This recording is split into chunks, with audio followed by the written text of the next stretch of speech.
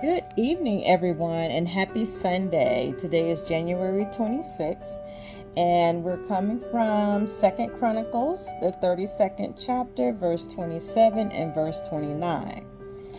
Hezekiah was very wealthy and highly honored. He built special treasury buildings for his silver, gold, precious stones, and spices, and for his shield and other valuable items, for God had given him great wealth. All right, so let's talk about increase tonight. King Ahaz was an ungodly king of Judah and the father of Hezekiah.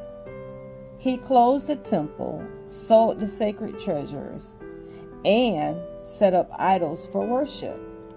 Now, if you guys go back and look at some of my previous studies, you'll see where God hated idolatry worship. Put no other God, little g God, before the big God. He hated idolatry worship.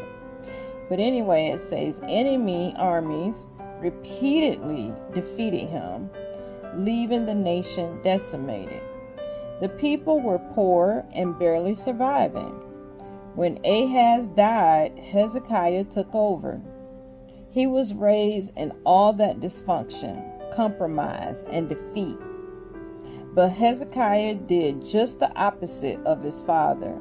He reopened the temple, tore down the idols, brought the people back to worshiping God.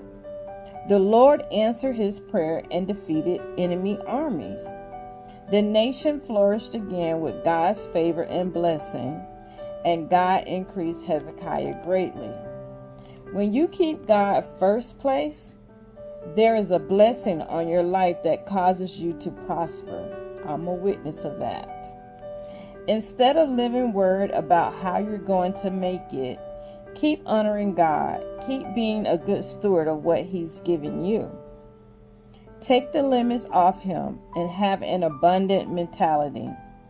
God has favor coming that will cause you to increase, to rise higher, to accomplish things beyond your own ability. He takes pleasure in doing so. Y'all, when you hear these devotions, please just go back and listen to them over and over again. Get it in your spirit and your soul.